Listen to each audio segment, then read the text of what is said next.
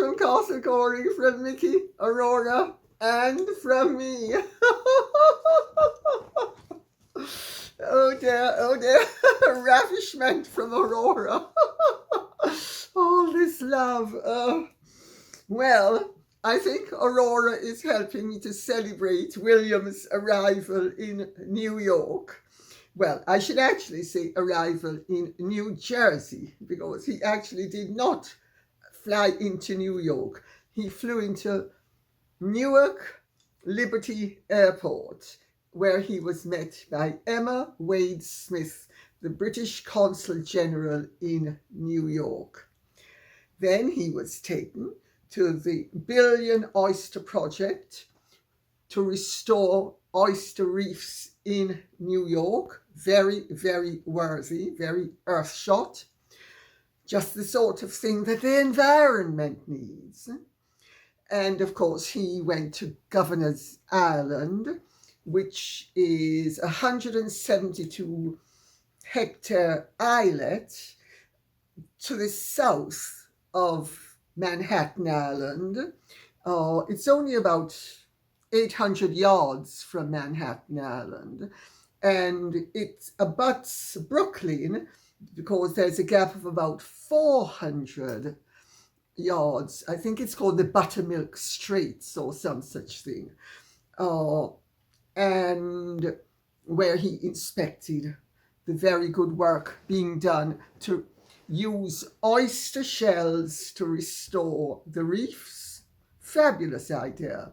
Just the sort of thing that somebody who is an unelected but representative of a nation should be doing. And then, of course, he went to Antonio Guterres, who is where he was received in an audience by the former head of the Socialist International, twice socialist prime minister, I should say, of Portugal, and a former High Commissioner for Refugees.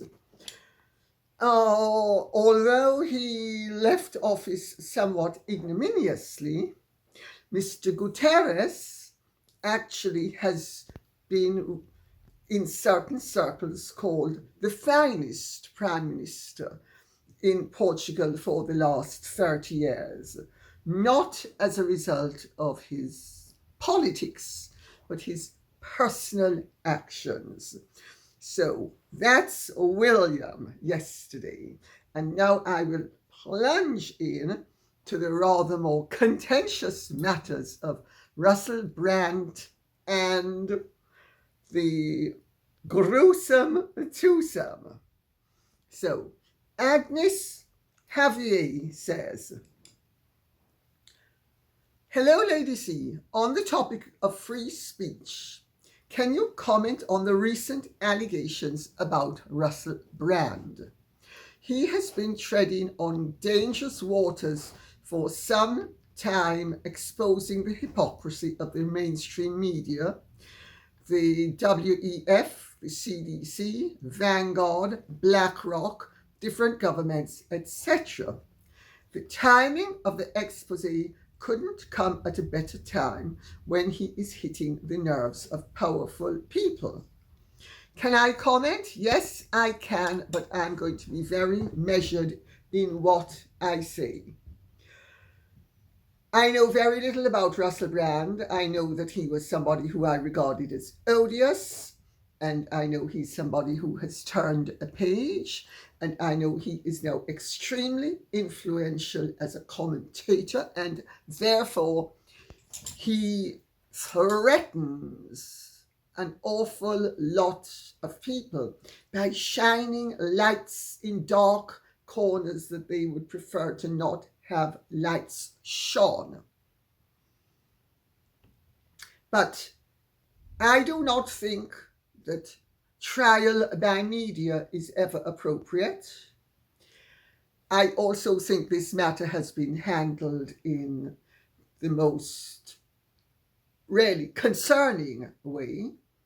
The Sunday Times and dispatches, Channel 4's dispatches, colluded for some time to investigate him, to bring him down. Well, we know that the Sunday Times has quite a record of trying to bring people down with whom they do not agree.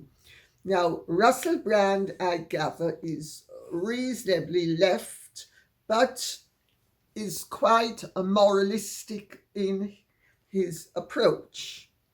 I see nothing wrong in being a leftist, I have to tell you, commentator, nothing whatsoever.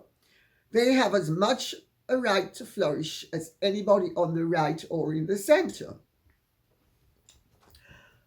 He has been celebrated for years for being a Lothario, and he evidently checked into a clinic in, I think, 2006 for an addiction to, shall we say, extreme south of the border pleasures. And he was celebrated for all of this. He's done. Now they have embarked upon a crucifixion, really, which has been carefully calibrated to have a Saturday night dispatches program followed by Saturday night, Sunday Times exposure, in quotes, for a period covering 2007 to 2013, when he was all over the newspapers. I have to tell you, I have grave concerns about this sort of thing. I'm not casting aspersions upon any of the people who have been interviewed. I don't know anything about them, but I am going to make a few points that I think need to be made. First of all, I think it is deeply discomforting when newspapers and television stations decide they're going to bring down someone because they don't like his commentary. That's the first thing. The second thing is, I need to ask the question, how dare people suggest that every woman should be believed? I can't remember now who in the melee in the last day or two has come out, but whether it's the police or someone, anyway, somebody has come out with a comment that a woman should always be believed. Why? Since when weren't women liars? Since when weren't women opportunists? Since when were women not malleable and easily manipulated if it suited their interests? I'm afraid justice demands that we have statute of limitations on certain crimes. Oh, by all means, broadcast what you want to, but the police have got involved with this, and they have appealed to the public to come forward with information. Excuse me, they're not supposed to be appealing to people to come forward with information. It is outrageous that they would be interceding and intervening in a situation like this, in what is effectively a public lynching. Now, if it turns out that Russel Brand has done something wrong, well, I want to know, why wasn't this addressed 10 and 15 years ago when he was doing it? Why is it being addressed now that it suits these organs to shut him down? And I may not be in sympathy with what he says, but I'm certainly in sympathy with his right to say it. And it's really very suspicious that every commentator, irrespective of whether they are left, centre or right, who falls foul of a cabal of powerful interests, is brought down with, since this is YouTube, I'll have to choose my words carefully, south of the border activities.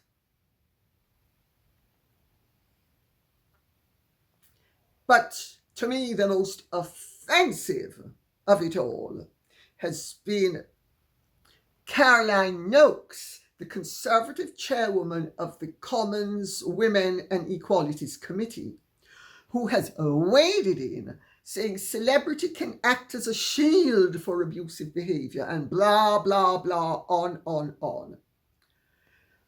Excuse me, when did civilised people join lynch mobs? When did rabble-rousers assume status to the extent that the rabble should be aroused by what is effectively people who have different political opinions? This is a lynching. It is so unsavory. I mean, just, the Salem witch hunts are being enacted nowadays before our very eyes. I'm sorry. I think it is deeply disgraceful. The man is innocent until he is proven guilty, as is everybody else in this country. Who doesn't like it doesn't have to. Move to China, move to North Korea, move to wherever they want, where you are guilty until you can prove you are innocent. And when you can't, you are dispatched and maybe your organs harvested to be sold. I mean, what is going on in this world nowadays is so disgraceful. And I hate to say it, the mainstream media, whether it is national newspapers or television stations, are up to their noses in it. Dispatches has already brought down 2 empires and has the blood of millions on its hands. They're the ones who went after the Emperor Haile Selassie. There were droughts in Ethiopia. They blamed him for the droughts. They brought him down. He was dispatched by Mengistu, the communist henchman, whose underling, Dr. Tedros, is now the head of the World Health Organization. Just so we see the links. And they also were partly responsible for bringing down the Shah. Well, of course, the Iranian people should be undyingly grateful to dispatches for having dispatched the Shah and a relative contemporary liberalism for a theocracy that is a total dictatorship. And if women don't go out with their heads covered, they are roundly beaten. Oh, my dear, doesn't dispatches have a lot to be grateful for? And we should be grateful to it as well, especially if we're Iranian or Ethiopian. I'm sorry, the whole thing stinks to high heaven. If he is guilty of anything, that's one thing. If he isn't, it's a very carefully calibrated propaganda exercise, or certainly newspaper and television expose to destroy him. Interesting, they didn't want to bother to destroy him when he was supposed to be doing all that they're now saying he's doing. They were all busy covering up for him, according to what they're now saying. However, now that he's an inconvenient thorn in their sides, they want to bring him down. Charming. There is also a very important issue to all of this that should not be ignored.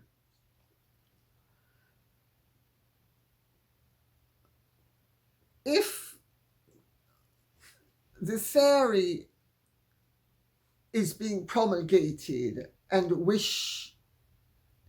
people wish it to become a practice, that women must be invariably believed when they make accusations against men, that surely is depriving a men of their rights. And it also opens up all sorts of awkward questions, which people recently in the last few years seem to have avoided the consequences of, which is the encouragement of injustice.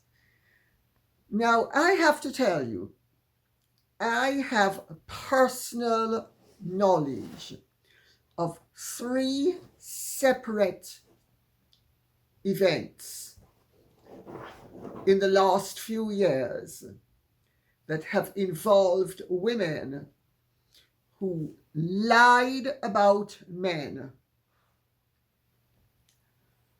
for their own self-aggrandizement. Now, self-aggrandizement can take many forms. Sometimes it's money. Sometimes it's just attention. And I'm going to tell you a little bit about them. The first one involved a Jamaican woman who was given the use of a flat that a friend of mine owned in Miami. His name was Jim Anderson.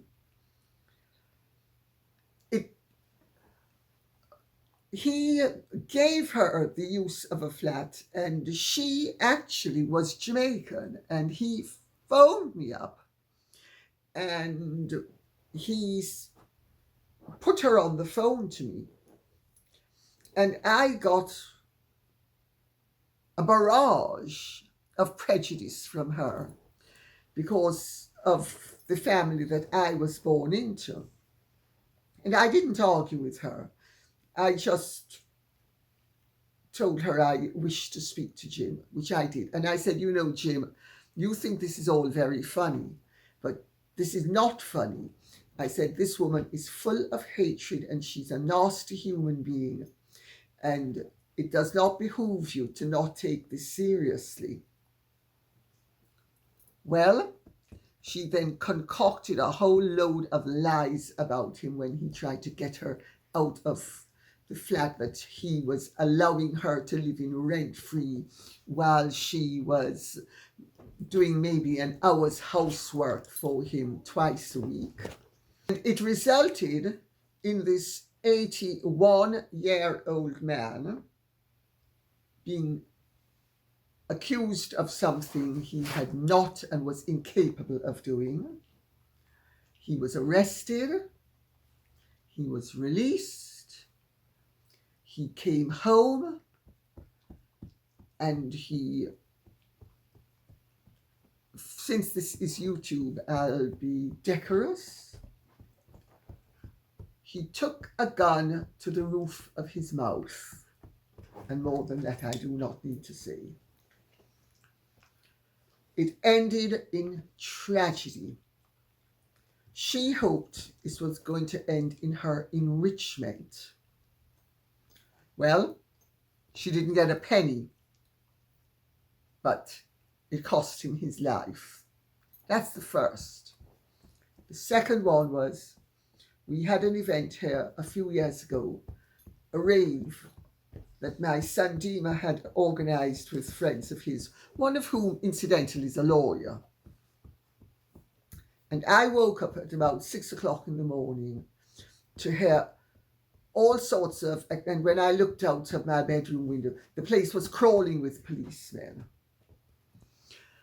And when I went downstairs, I mean, there must have been 50 police here. Cars, the whole 9 yards. They were taping off areas of the castle. And one of them, I said, what's going on? And to cut a long story short, it turned out that one of the girls who had come to the rave fancied a boy, and she was caught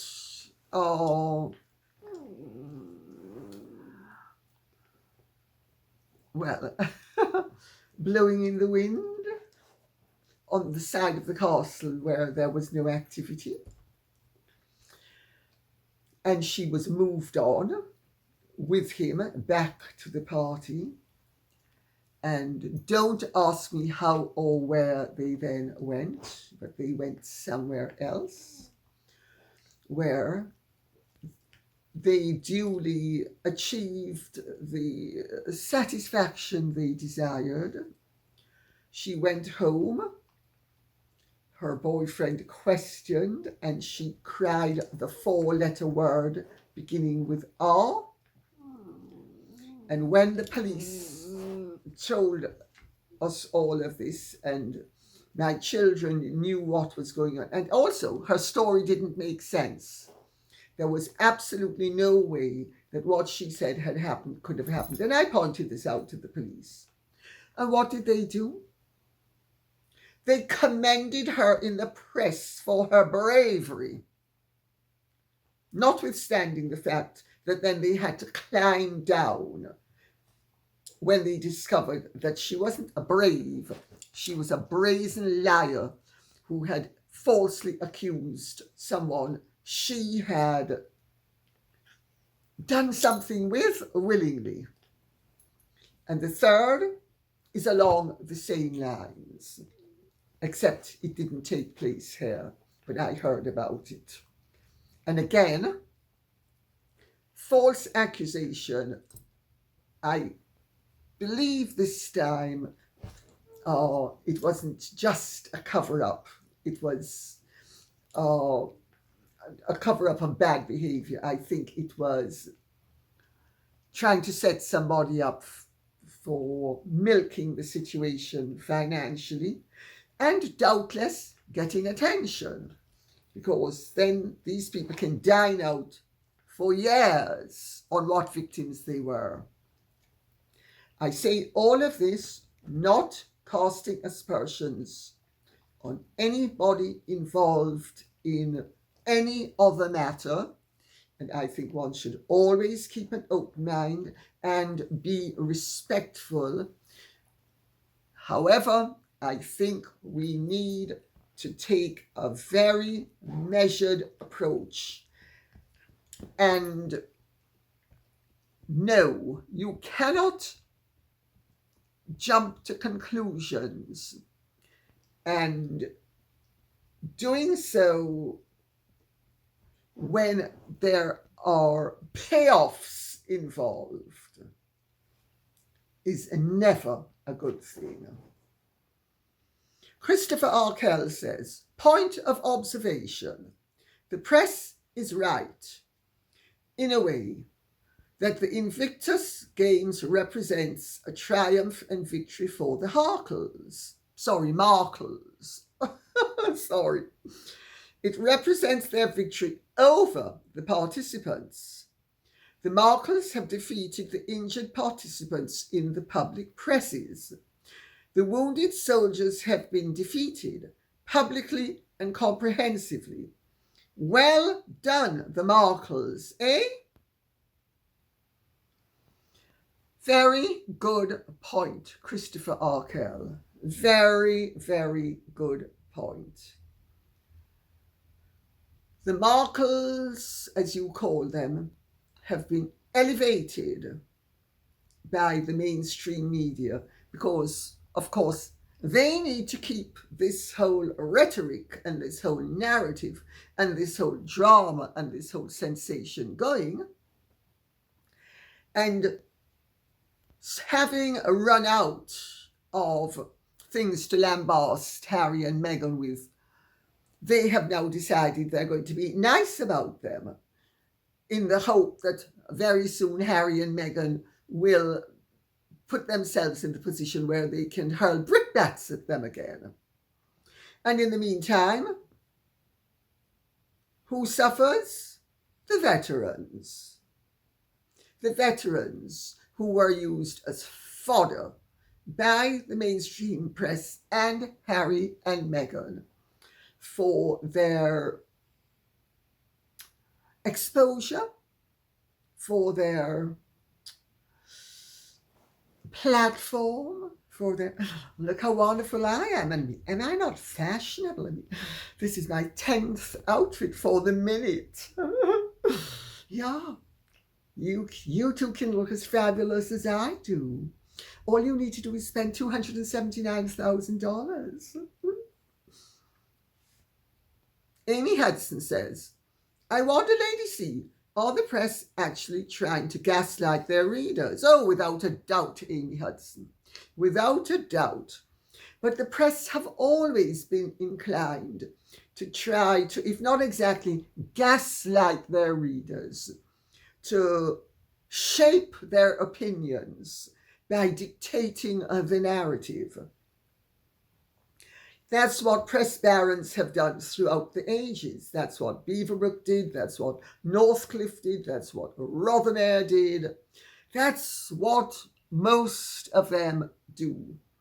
The few who don't end up being very eminent, and they end up having newspapers that are a credit. For instance, the Barclays with the Telegraph. Absolutely wonderful newspaper under their stewardship that was totally impartial, if you can use the word totally when referring to the news. But otherwise, yes, of course, we're being gaslighted left, right, and centre. I mean, imagine the Mail is now Harry and Meghan's chief cheerleader, and a few weeks ago they were the absolute opposites. Have Harry and Meghan changed? No. So what's changed? The journalistic needs of the Daily Mail. That's just one to mention. Patricia Whiteley says, surely if people stopped buying the newspapers, then the newspapers would stop printing about them. Well, Patricia Whiteley, if people stopped buying the newspapers, they'd go out of business. But indeed, most newspapers nowadays are suffering because most newspapers nowadays are in danger of going out of business because most people aren't buying newspapers anymore. Newspapers get advertisement from online. They have mostly online editions. Most of them, the few who don't, will never survive. So the newspaper industry as an industry is under severe threat, and they are fighting for their lives. And that, to an extent, is why they are so desperate. Another reason why they're so desperate is that news nowadays is 24/7. And what happens in the morning might change in the afternoon and then change again in the evening. And they have to keep on updating their stories. It's called rolling news. It never used to happen. You printed a newspaper once a day. That requires a tremendous amount of content, a tremendous amount of vigilance, a tremendous amount of expenditure, and a tremendous amount of energy. So there are reasons for why the newspapers behave the way they do. But it doesn't alter the fact they don't have to be quite as craven as they are being. Now, if you stop buying the newspapers, people stop reading newspapers because they cease to exist. That's not a good thing either. However, what's happening right before our eyes in real time is that YouTube has been taking over from the newspapers and the television stations. And independents have been cropping up on YouTube, and it has also been forcing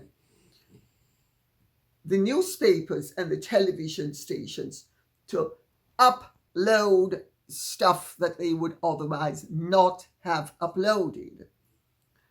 So, of course, it is in their interest to shut down very popular presenters, contenders like Russel Brand or anybody else who they would regard as competition.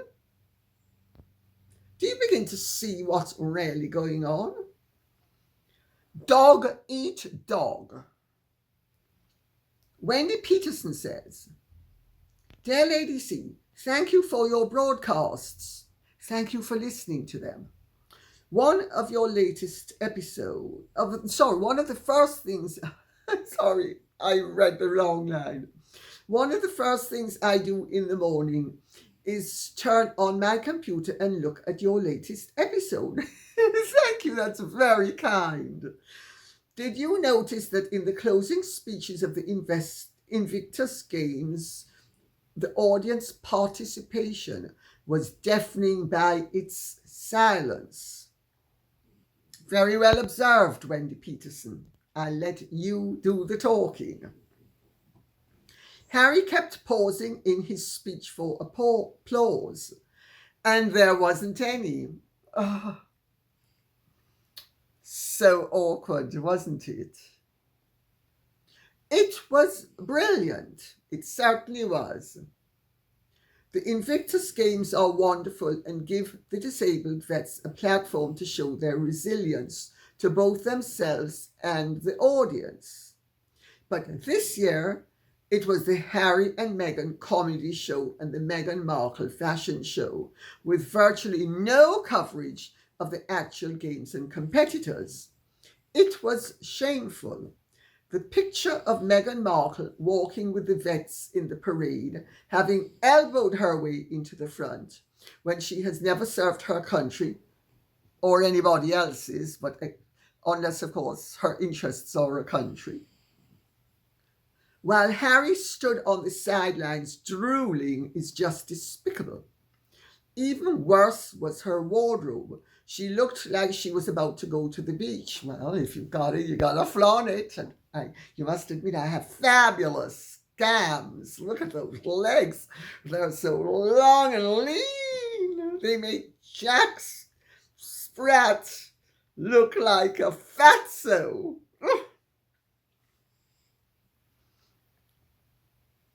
She looked like she was about to go to the beach, showing no respect at all. Why can't the games stop her participating? They could stop her participating. They could stop him participating. They could ask him to stand down.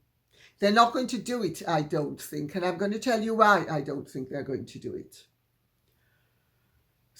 They believe at this point that no publicity is worse than the attention the dog and pony show have eclipsed the actual participants with. It will be a huge wrench unless they can find another royal to take over. And we'll get to that in a while, I think. But I don't think it's going to happen immediately, if at all. Would be that it did happen. It certainly would do the Invictus Games and their participants a world of good. But I don't see it happening. And as for everything else you say,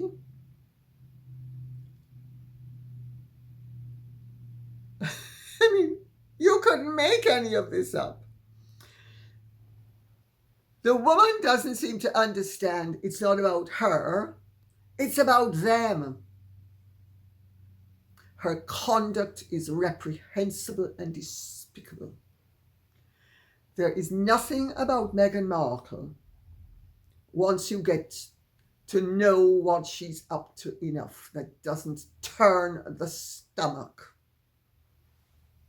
Maria says, I have emailed Invictus Incorporated to complain of Harry and Meghan receiving so much publicity and how much money Invictus spent on them, which should have gone to veterans. More people should do so. Well, I understand that the presidential suite cost nearly £200,000 alone. And of course, it would have cost a lot more if they'd had to redecorate it to Meghan's specifications. And then, of course, there are all of the allowances that Harry and Meghan, as the patrons, receive in terms of expenses. Now, I'm not saying that royals, when they are patrons of an organization, should pay for themselves. But I do think if they're going to turn it into their dog and pony show, that yes, not only should they pay for themselves, but maybe they should be making a contribution to the cause that they are exploiting as a vehicle for their own self-aggrandizement. And who wants to complain? I would not for a second say to you that you shouldn't complain. I think that's a choice that you should make and act upon for yourself, and actually also for the veterans. Viol Anna May says, as a military spouse, I am most offended by Meghan Markle's behaviour. The audacity, the idiocy, and the disrespect is breathtaking. Isn't it just? I have got these comments in their thousands, and I'm only reading out a few so that it's obvious what people really do think, because you're not going to get the truth from the mainstream media. Susan Burdock says, greetings, Lady C. I was mortified, horrified by Markle's self-promotion. Absolutely no dress etiquette, marching out front inappropriately dressed in short shorts, and open-toe sandals, overtly and blatantly exposing her full-bodied limbs, as marching out front of those without limbs. Was this a send-up because Germany would not bend to her excessive bonus needs, or a go at Harry? Surely not a send-up of the disabled veterans. Horrified beyond belief. Susan Burdock, the woman is a cheap and crass vulgarian. She has the taste of, well, a Meghan Markle. To have the taste of a Meghan Markle says it all.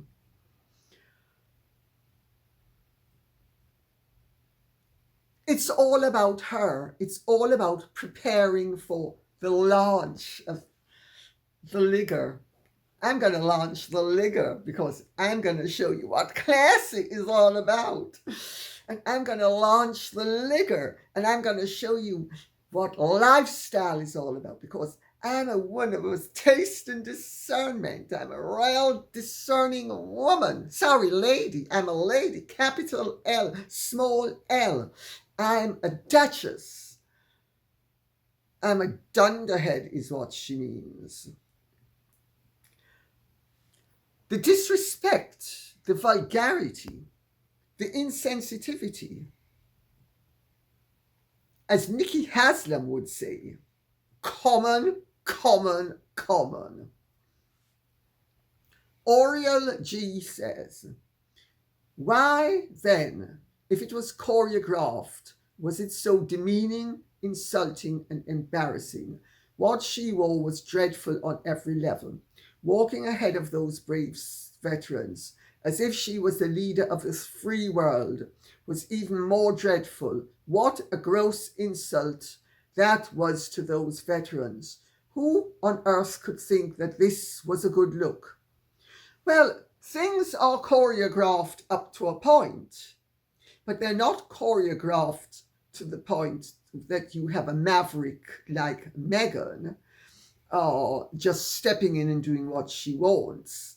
And people cannot very well yank her into the back.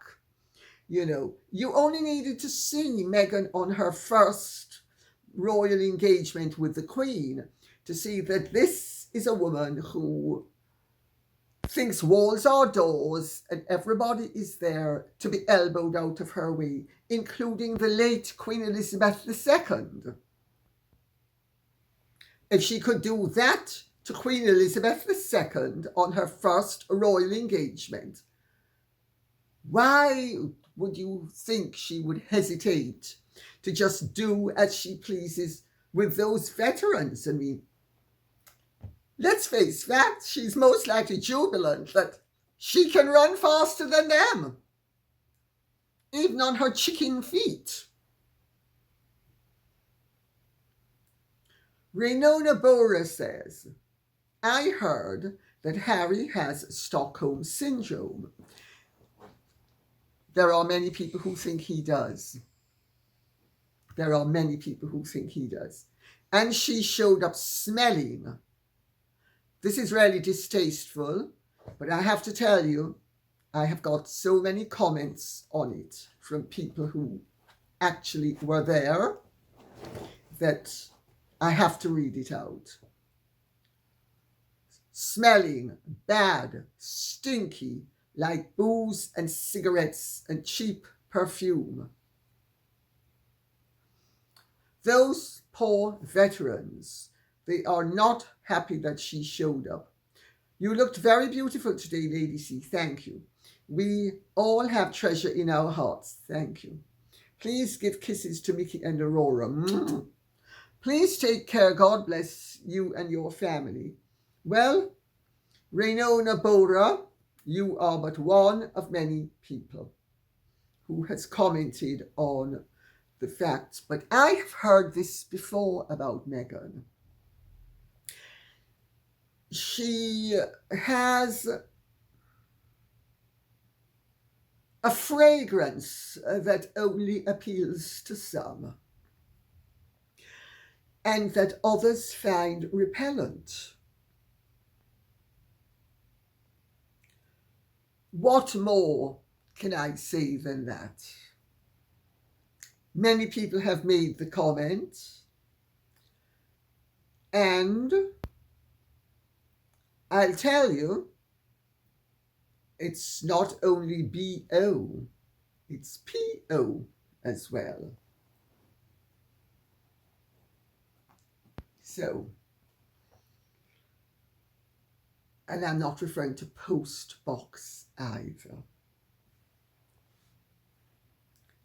I'm afraid I can't say more than that, but I have been told that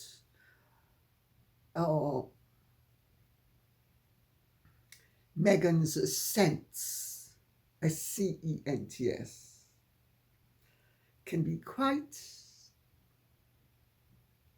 overpowering and to some evocative.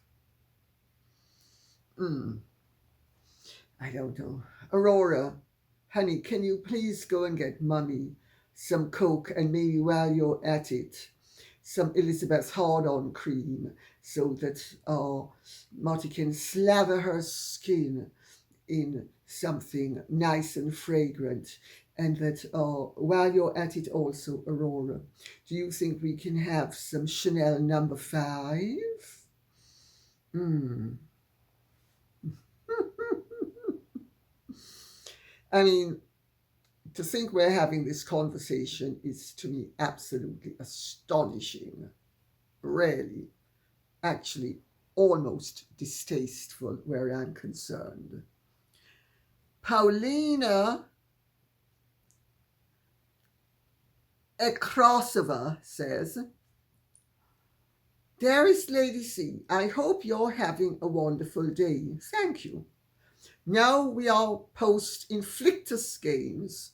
I wonder if you would comment on the overall feel of the closing ceremony. I was quite taken aback by the amount of warmongering, especially from the German politician at the beginning. And let's remember, this warmongering was done to injured and disabled veterans who have learnt to their personal cost that really war is not a pretty or desirable thing. And I would venture to say 9 times out of 10, not necessary for the interests of the people, especially those fighting, although it might be for the political and financial interests of some leaders. And seeing the huge signs for Boeing were discomforting. Well, Boeing supplies a lot of machinery.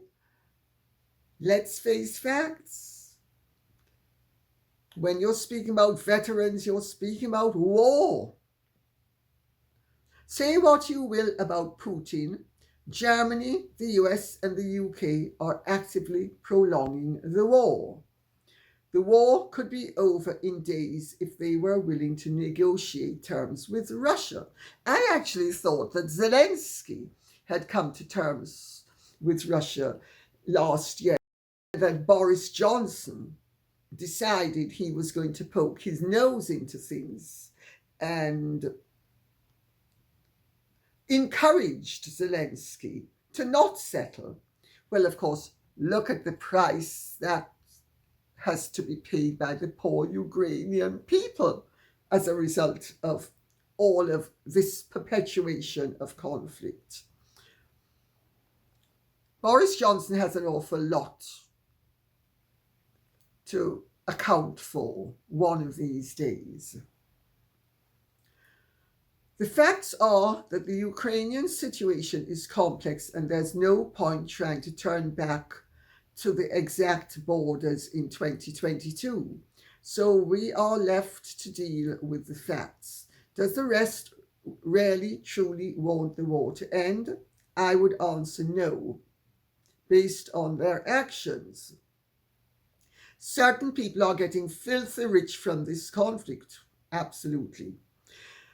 And others have been impoverished and their lives destroyed when not ended.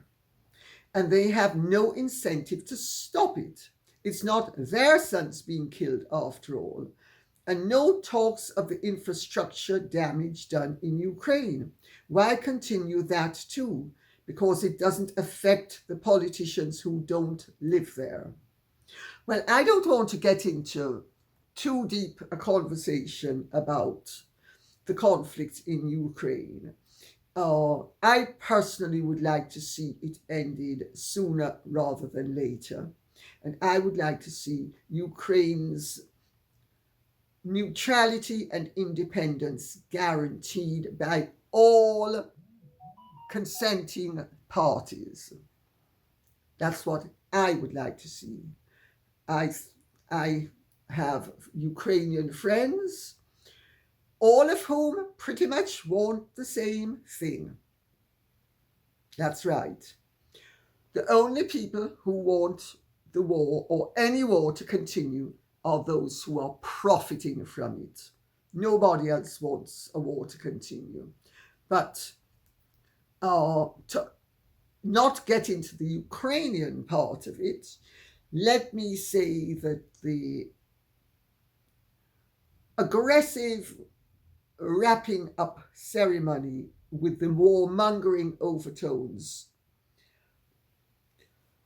was quite disturbing and was received with deafening silence by the people there, if you notice. That's not indicative of great support for warmongers.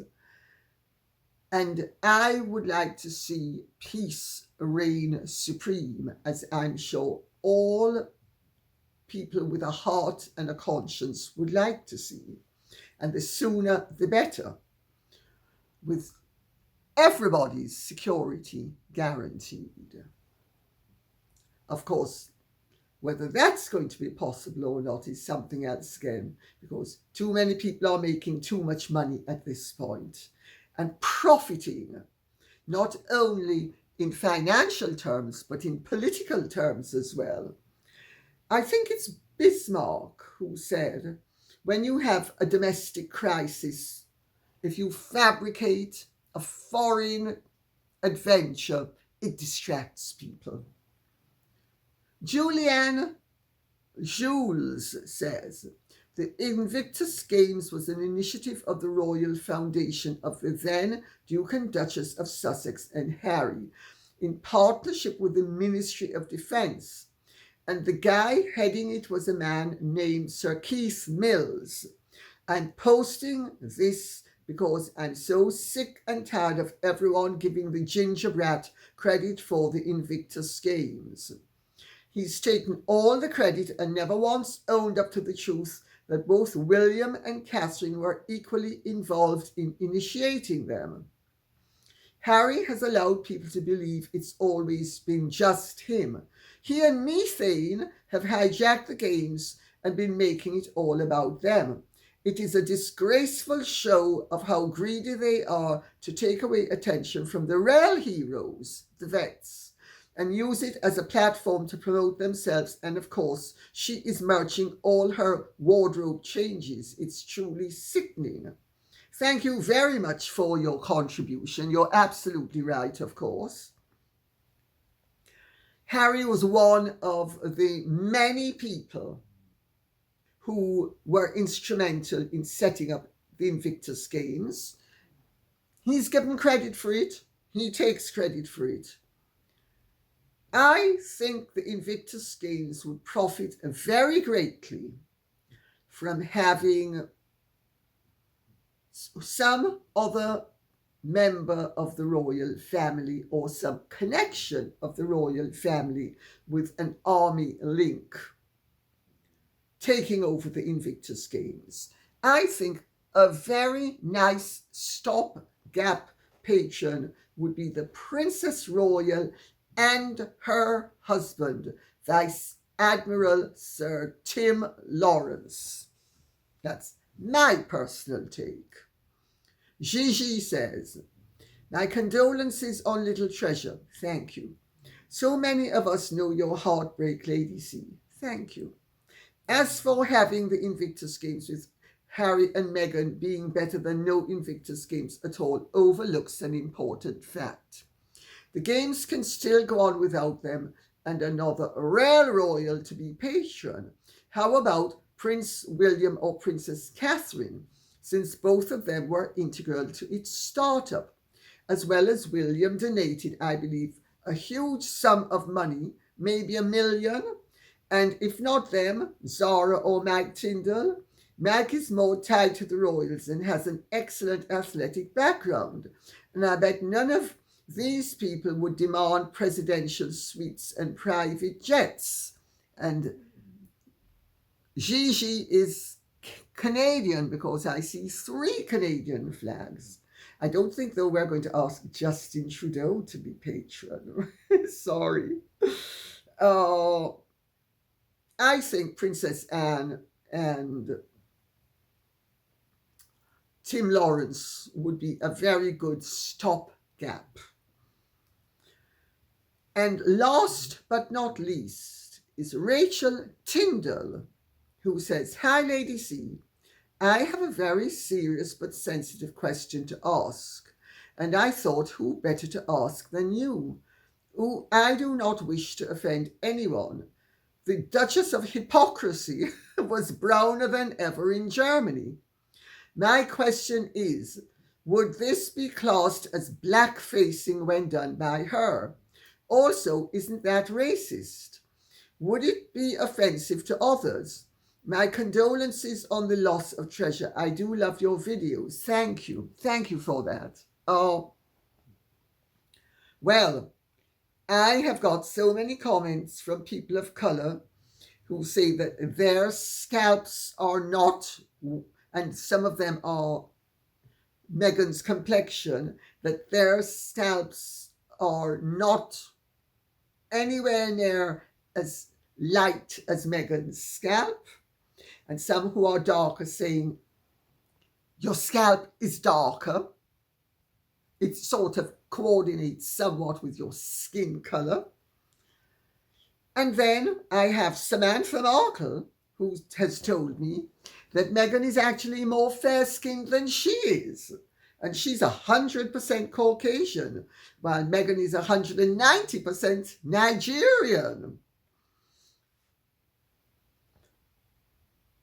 Is it blackfacing? No, it's browning up.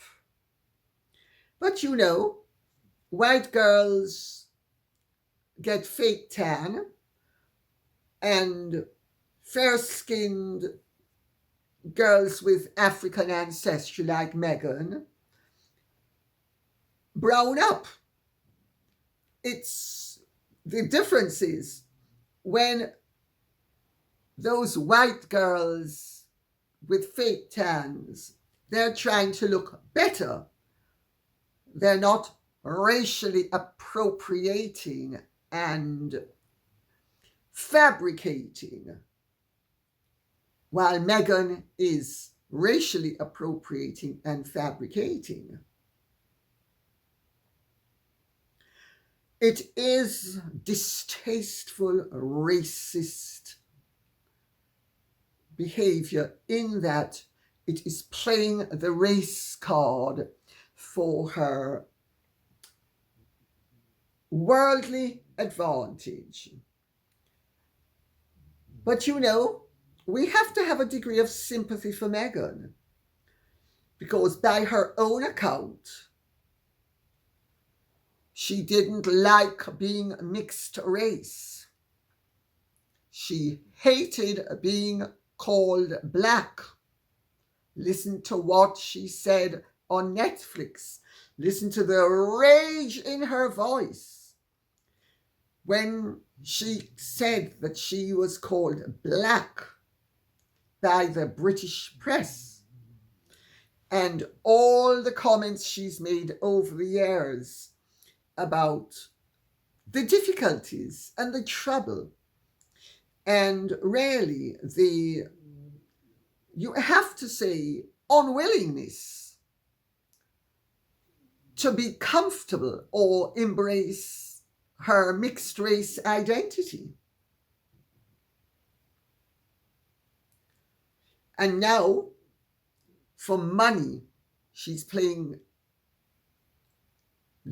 to that audience.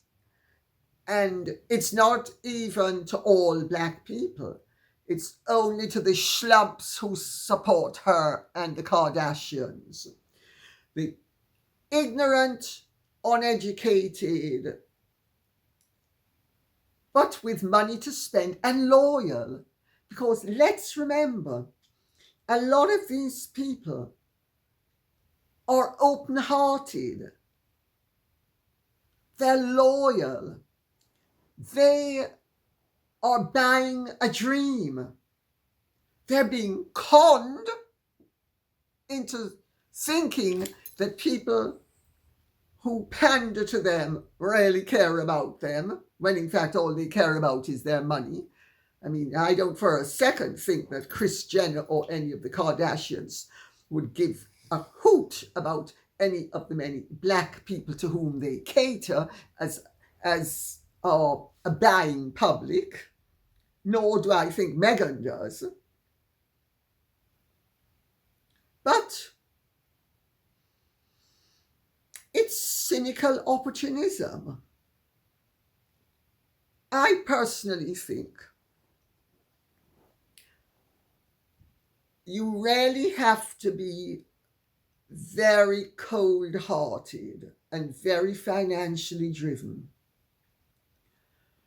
to pitch to an audience that you really don't respect or care about. I mean, I couldn't do it, could you?